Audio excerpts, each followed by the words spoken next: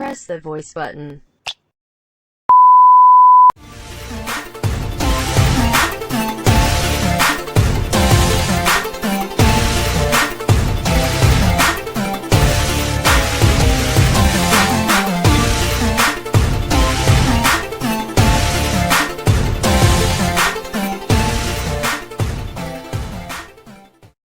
Halo, selamat pagi Bapak. Selamat pagi.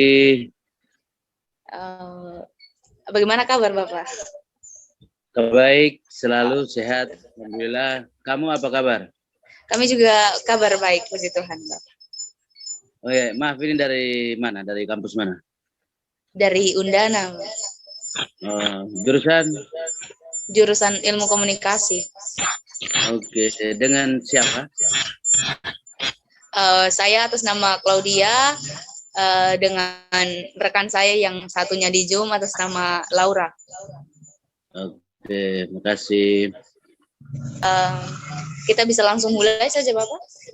Oke, silakan. Baik, saya mulai ya Bapak ya. Ya, selamat pagi Bapak. Terima kasih sudah bersedia menjadi narasumber untuk kami. Pertama-tama di sesi ini saya memberikan waktu dan kesempatan kepada Bapak untuk memperkenalkan diri terlebih dahulu. Singkat saja seperti nama dan latar belakang seperti apa. Misalnya pernah bergabung di partai politik mana dan sebagainya begitu Pak. Kesempatan saya berikan. Terima kasih. Oke. Baik, terima kasih. Selamat pagi untuk kamu sekalian yang di situ. Nama saya Yohanes Hadung Sarjana Hukum, anggota Partai Hati Nurani Rakyat, disingkat Hanura. Tidak punya jabatan, hanya anggota biasa. Pernah menjadi caleg DPRD Kabupaten Lembata tahun 2019.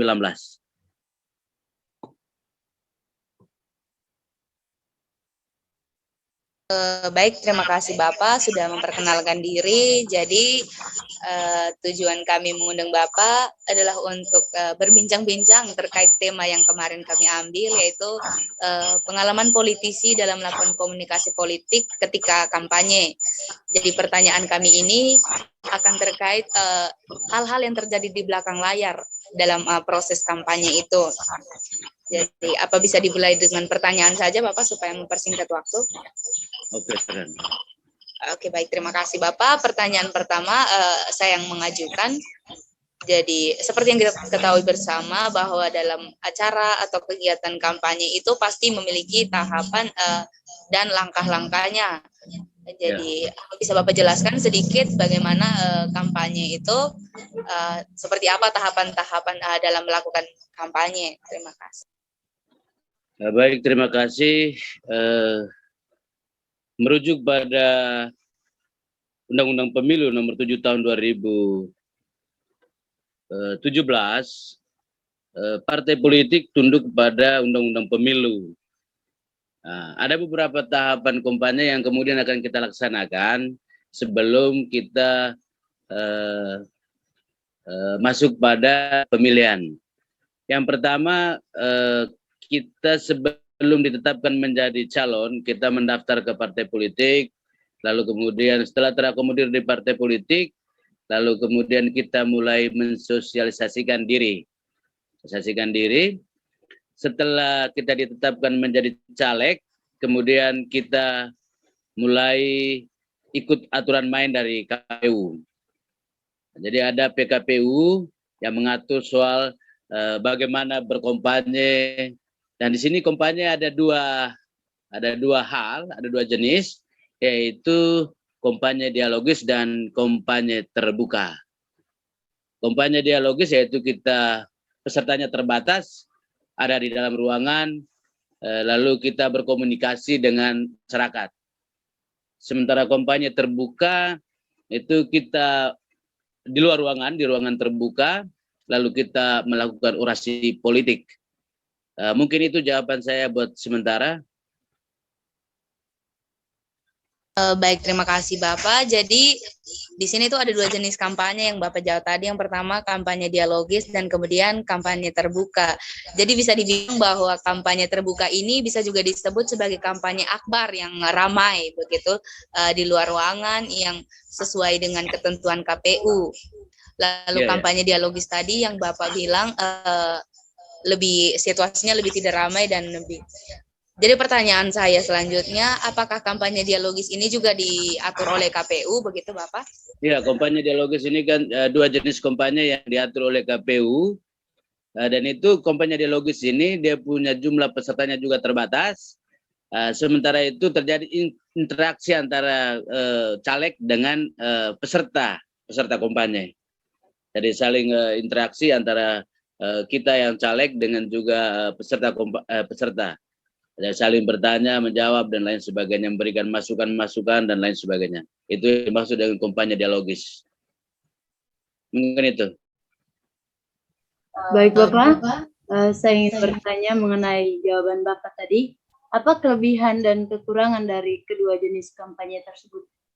Kampanye terbuka dan tertutup. Kalau untuk dari sisi kelebihan ya, kalau kampanye dialogis itu kita lebih spesifik pada visi misi partai, visi misi kita pribadi. Nah, visi misi kita pribadi karena kita lebih dekat dengan masyarakat. Kita berbaur dengan masyarakat sehingga kesan keakraban kita dengan masyarakat selalu ada. Lalu kemudian masyarakat hampir pasti bahwa pasti akan memilih kita kalau memang kita kampanye dialogis, lalu kemudian bersama-sama dengan mereka, ngomong sama-sama dan lain sebagainya, tukar menukar pikiran, masukan dari mereka kita terima dan lain sebagainya. Nah, ini lebih punya manfaat yang lebih besar. Sementara kampanye terbuka ini kelebihannya bahwa kita punya masa banyak. Kita punya masa banyak yang datang, tapi apakah masa yang banyak itu kemudian memilih kita atau tidak? Nah, sementara soal cost yang kita keluarkan, biaya yang kita keluarkan juga besar karena kita harus memobilisasi massa dari masing-masing desa, dari masing-masing kecamatan. Nah, ini juga terkait dengan cost atau biaya kampanye. Nah, kalau kampanye dialogis di ruangan kecil, biayanya juga sedikit, tidak terlalu banyak karena jumlah pesertanya juga sedikit, sehingga memang ada kelebihan, ada kekurangan dari masing-masing jenis kampanye ini, baik kampanye dialogis maupun kampanye akbar. Nah, mungkin seperti itu. Baik, terima kasih Bapak. Jadi kesimpulannya bahwa untuk tingkat keefektifan kampanye ini nih, jadi terkait dengan keberhasilan nantinya, itu yang lebih efektif adalah kampanye dialogis karena itu komunikasi kita dengan audiens kita itu lebih intim begitu, dan kampanye yang terbuka ini masa kita banyak tetapi meskipun jangkauannya luas tetapi komunikasinya tidak intim, nanti kayak berpengaruh kepada kesuksesan dari kampanye itu ya Bapak ya. Ya, benar sekali. Iya, baik, terima kasih Bapak. Berarti kita lanjut ke pertanyaan berikutnya saja. Ya, silakan. Baik Bapak, pertanyaan berikutnya, apakah menurut Bapak komunikasi politik yang baik itu sangat mempengaruhi kesuksesan dari suatu kampanye? Ya, benar bahwa komunikasi politik kita yang baik itu sangat berpengaruh kepada konstituen yang nanti akan memilih kita. Sangat berpengaruh baik. Bahwa kemudian kenapa kita harus menghendaki komunikasi politik yang baik? Karena ketika kita melakukan komunikasi politik yang baik, maka kemudian saya yakin konstituen kita punya keyakinan, punya kemauan untuk kehendak untuk memilih kita. Tetapi apabila kita melakukan komunikasi politik yang buruk, maka ya jangankan memilih, datang saja mungkin juga tidak, kan gitu. Jadi komunikasi politik yang baik itu sangat penting karena itu menjadi modal bagi caleg untuk kemudian bisa memenangkan hati rakyat. Mungkin begitu. Terima kasih. Oh, berarti kalau komunikasi politik kita baik itu kita akan bisa memenangkan hati konstituen atau orang yang akan memilih kita nanti atau menguatkan pilihan rakyat terus itu sendiri. Begitu, Bapak? Iya, iya benar. Baik, kita lanjut pertanyaan berikutnya. Baik Bapak, jadi pertanyaan berikutnya ini saya yang akan menanyakan. Jadi pertanyaannya seperti ini Bapak. Dalam proses kampanye pasti ada penyampaian visi misi. Lalu bagaimana terkait visi misi yang pada prakteknya tidak terlaksanakan? Apakah kira-kira penyebab dari hal tersebut? Kira-kira Bapak bisa jelaskan faktor internal dan eksternal yang mempengaruhi hal tersebut. Jadi porsinya ini kita hanya pada DPR ya Bapak ya, visi misi DPR begitu, pada tugas DPR, jadi tidak yang lainnya sebatas pada DPR karena latar belakang Bapak pun sebagai cap DPR dulu. Baik, benar bahwa kemudian secara pribadi kita punya visi misi. Kita punya visi misi, tetapi yang paling penting di sini bahwa kita mengusung visi misi partai. Itu yang penting. Nah, itu yang penting karena kita ini orang partai yang kemudian kita diatur oleh partai. Kita diatur oleh partai sehingga visi misi partai itu yang kemudian kita perjuangkan. Nah, itu yang pertama. Bahwa kemudian kita ada visi misi yang pribadi secara pribadi, itu nanti kita akan lihat nanti ketika bahwa kemudian kita lolos, tinggal saja kita eksekusi, kita punya visi misi secara pribadi. Walaupun nanti ada benturan dengan partai. Tetapi bagaimana komitmen kita untuk membagi peran yang sama, baik terhadap partai politik maupun terhadap konstituen kita. Ya. Kemudian kita di kemudian hari kita mau dipilih lagi, maka kita harus membagi peran di situ. Kita harus membagi peran bahwa bagaimana kita ke konstituen kita, bagaimana kita ke partai politik kita. Dan di dalam partai politik juga kita diatur bagaimana hak-hak yang didapatkan oleh partai, bagaimana hak-hak yang didapatkan oleh kita sendiri, yang kemudian kita akan ke konstituen kita. Bahwa kemudian ada halangan-halangan internal dan eksternal, ya benar, ada. Bahwa di dalam internal secara pribadi mungkin soal kebutuhan kita ya, kebutuhan saya sebagai manusia pasti punya kekurangan banyak hal. Tetapi bahwa kemudian apabila itu kita tekan dengan baik dan kita bisa manajemennya bagus, maka kemudian visi misi kita pribadi itu pasti akan terjawab dengan baik. Tetapi kalau kita tidak bisa menekan semua itu dengan baik, maka kemudian visi misi pribadi kita punya tidak akan terlaksana dengan baik. Itu berarti berakibat pada pemilu kali berikut ada kemungkinan besar untuk kita dipilih atau tidak dipilih, kan begitu. Sementara partai politik bahwa betul nanti ada tekanan dari partai politik terhadap kita pribadi. Ya, anggota DPR ini kan anggota DPR partai politik, bahwa betul itu milik pemerintah, milik masyarakat banyak, tetapi dia mewakili partai politik. Jadi dia tidak mewakili diri sendiri. Karena di dalam undang-undang pemilu itu tidak mengatur soal pencalonan secara independen, kecuali pilkada, pilkota itu memang ada calon independen, tetapi untuk caleg DPR itu tidak ada calon independen. Kita semua berasal dari partai politik dan kita tunduk pada anggaran dasar dan anggaran rumah tangga partai. Bahwa itu semua baik ada tantangan maupun tidak ada tantangan, itu terpulang kepada pribadi kita. Nah, pribadi kita masing-masing untuk apa kita bisa memanajemenkan ini dengan baik atau tidak. Ini hal yang paling penting. Nah, tinggal saja kita bisa membagi peran yang sama antara bagaimana kita punya komitmen dengan partai politik, lalu bagaimana komitmen kita dengan konstituen kita yang telah memilih kita. Nah, hal-hal ini yang kemudian kita perlu perhatikan supaya jangan sampai berakibat fatal di kemudian hari ketika pemilu berikutnya. Mungkin itu.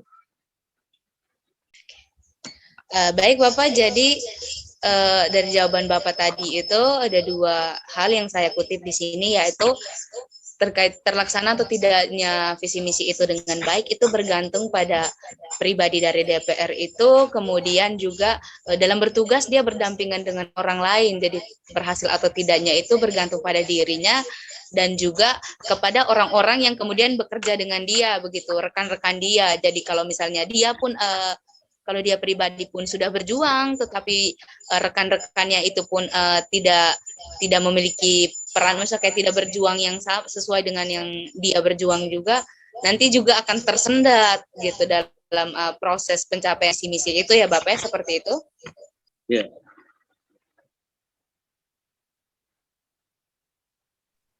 Baik Bapak, terima kasih untuk jawabannya. Pertanyaan lanjutannya, apa saja kesulitan-kesulitan yang Bapak rasakan pada saat melakukan kampanye dan bagaimana solusi untuk mengatasi kesulitan-kesulitan yang Bapak temukan tersebut? Oke, baik. Terima kasih. Sebenarnya menjadi orang partai kita punya banyak kesulitan. Kesulitan yang pertama itu kesulitan soal finansial atau kos politik. Ketika kita terjun ke dunia politik itu kita punya kos politik mesti harus besar. Makanya kemudian ada prinsip yang ada di masyarakat, orang yang punya uang berarti dia menguasai politik. Tapi orang yang tidak punya uang pasti tidak akan bisa berbuat apa-apa. Itu yang pertama. Lalu yang kedua terkait dengan komunikasi politik kita juga. Apakah kita punya komunikasi politik dengan masyarakat atau konstituen kita itu baik atau tidak? Itu kembali lagi kepada diri kita sendiri. Bagaimana kita membangun komunikasi politik yang baik dengan masyarakat dan konstituen sehingga masyarakat punya kecenderungan, punya keinginan untuk memilih kita. Tetapi kalau seandainya kita punya komunikasi politik buruk, itu maka jangankan hadir kita kampanye. Kemungkinan besar juga mereka tidak hadir dalam kampanye kita karena komunikasi politik kita buruk. Lalu yang berikut sudah ada dua ya. Yang ketiga itu terkait dengan teman atau lawan politik kita. Kadang juga lawan-lawan politik kita ini juga menggunakan kekurangan kita untuk menjatuhkan kita di hadapan konstituen. Nah, tetapi kembali lagi tadi, sekalipun orang mau berusaha untuk menjatuhkan kita, tetapi kalau kemudian komunikasi politik kita baik dengan masyarakat dan kita punya keseharian, kehidupan sosial dengan masyarakat juga baik, itu tidak ada masyarakat kemungkinan besar juga tidak akan terpengaruh dengan apa yang disampaikan oleh lawan politik kita. Bahwa yang paling berat yang kita hadapi hari ini ketika kita menjadi seorang politisi adalah lawan politik kita. Lawan politik kita dengan kos politik. Karena kos politik itu cukup besar, lalu lawan politik kita kalau punya kos politik, maka kita pasti akan tidak berbuat apa-apa. Nah, supaya mengimbangi antara lawan politik dan kos politik ini, maka kita harus menggunakan komunikasi politik yang luar biasa baik, sehingga masyarakat berniat untuk memilih kita. Nah, jadi kalau seandainya kita punya kos politik tidak ada, lalu lawan politik gencar, sementara itu kita punya kehidupan sosial masyarakat juga tidak baik, komunikasi politik kita juga buruk terhadap masyarakat, maka kita jangan berharap. Nah, kita jangan berharap. Jadi lawan politik yang paling besar itu adalah lawan politik dan kos politik. Tapi semua itu bisa teratasi, semua itu bisa dilalui kalau kita punya komunikasi politik yang baik. Karena belum tentu orang memilih karena dia punya uang banyak. Belum tentu orang memilih karena orang tahu bahwa dia di sana tidak baik. Belum tentu. Bahwa kemudian ketika kita membangun, kita punya komunikasi politik yang baik dan lain sebagainya, kita selalu dekat dengan masyarakat, kita selalu berkunjung dengan masyarakat, kita selalu datangi mereka, mereka punya kesulitan kita penuhi, mereka punya kesusahan, ketika itu kita hadir, maka dengan sendirinya, kesulitan akan teratasi dengan mudah.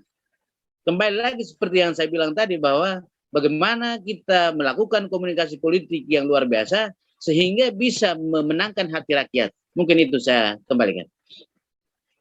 Baik, terima kasih Bapak. Jadi terima kasih sekali untuk jawabannya tadi. Kami itu sangat membuka wawasan kami terkait belakang layar politik itu, kampanye politik maksudnya Bapak. Jadi itu adalah pertanyaan terakhir dari kami, dan dengan berakhirnya pertanyaan ini, dengan selesainya semua pertanyaan ini, maka pertemuan kita kali ini juga mungkin berakhir di sini, dan saya ingin memberikan sedikit kesimpulan bahwa terjun ke dunia politik itu sebenarnya bukan hal yang buruk. Ketika kita punya niat, ketika kita merasa kita mampu, maka terjunlah, dan maka niat baik itu pun mungkin akan direstui oleh Tuhan, begitu. Jadi dunia politik itu tidak selamanya kotor seperti yang kita lihat selama ini, seperti pandangan masyarakat selama ini. Jadi Bapak, sekian saja. Terima kasih sudah mau menjadi narasumber kami. Mungkin ada tambahan dari teman Laura? Baik, kesimpulan yang saya ambil dari pertemuan kita kali ini, Bapak. Yang pertama itu, saat kita menjadi seorang politikus, yang harus kita kuasai pertamanya itu adalah komunikasi politik yang baik itu seperti apa. Kita harus pahami betul, melakukan pendekatan dengan orang-orang banyak itu, mengambil hati rakyat itu yang paling utama dalam komunikasi politik. Sehingga segala kesulitan yang kita hadapi itu bisa kita atasi nanti. Terima kasih Bapak. Saya kembalikan lagi ke moderator. Baik Bapak, untuk pertemuan kita kali ini karena waktu kita terbatas, jadi saya ingin mengakhiri pertemuan ini dengan sekali lagi berterima kasih kepada Bapak karena sudah bersedia meluangkan waktu untuk membantu kami dan mau berdiskusi dengan kami. Saya berterima kasih sekali lagi. Bapak, mungkin ada yang ingin disampaikan di bagian akhir ini, saya berikan kesempatan.